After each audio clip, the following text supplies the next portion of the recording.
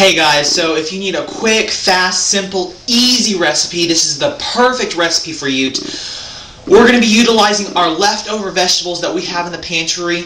We're going to be using a protein today, so if you have chicken, fish, beef, whatever you have on hand, use it in this dish. This is the perfect opportunity to use any leftover ingredients you have in your refrigerator before they go bad. Let's go ahead and get started.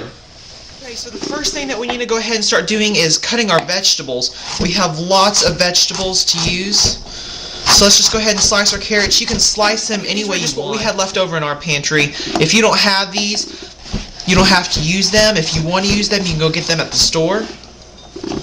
And you don't have to cut these into very small pieces, but just make sure that they're all cut the same size.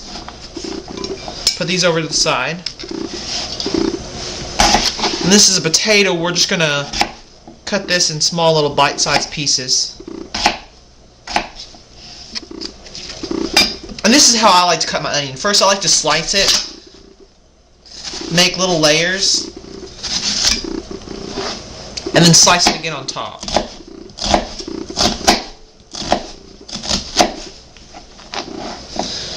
Then you just slice it, and then you get a nice medium dice.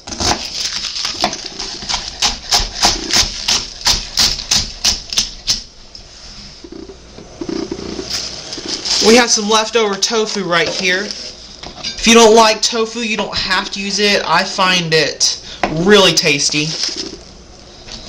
And we're just going to cut these in little strips. I like using firm tofu, but you could certainly use soft if you'd like. Just have to be a little more delicate with it. Okay, and so now we're just going to go ahead and take these over and saute them in a pan. We have some leftover garlic from the other night, so we're going to use that. Put that in there.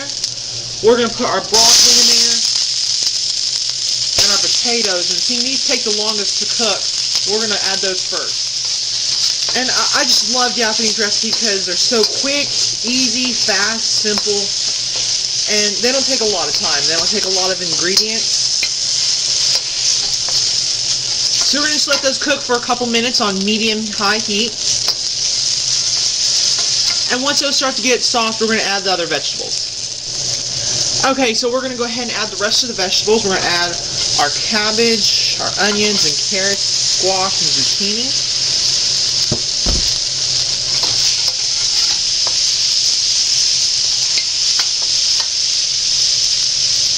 Saute those. We're going to the Asian market and buying some of this ramen noodle soup. They're really cool. They have some extra seasoning packets that you can't get in the regular grocery store. So a lot of times with this recipe, if you don't have access to authentic Asian ingredients, this is a great alternative. So if you can find some of these Japanese ramen noodle soups, or if you can't, you can just use regular ramen noodle soup from your local grocery store.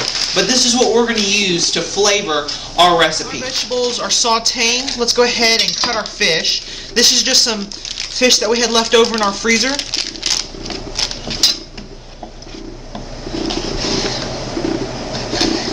And we're just going to cut it in little cubes. If you don't like fish, like I said, you can use chicken, you can use beef, it's whatever you have on hand.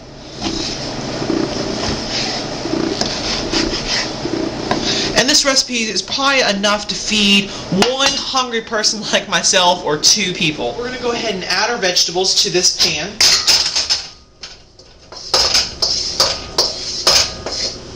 And if you don't have a wok, you could just use a skillet, whatever you have on hand. I just like using a wok for this dish. And then to this pan, you're going to add 2 cups of water. You're going to bring this to a boil. And then once this starts boiling, let's not forget our fish.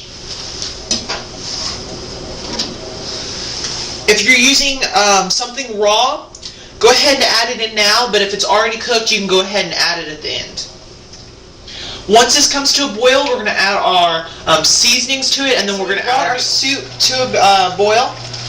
Now, the Japanese ramen soups, a lot of times they come with some extra packages, which is what I really like, add some extra flavoring and seasonings. Today this one's only come with 2, but sometimes they come with 3 or 4. So we're going to go ahead and add those to the pot.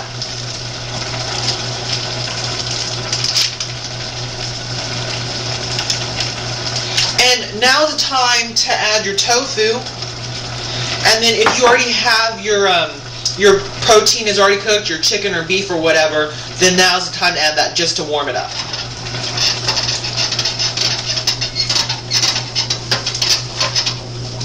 Give this a stir, and it is almost ready.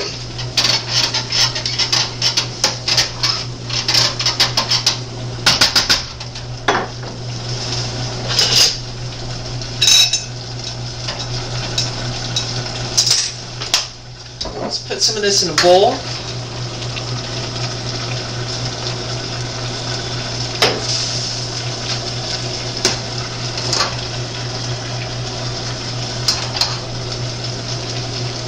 Let's go ahead and give this a try. Perfect. Well, I hope you all enjoyed this video. If you did, please subscribe to the left-hand side so you can know when I have some future videos coming out. Thanks again. Leave a comment if you enjoyed this video.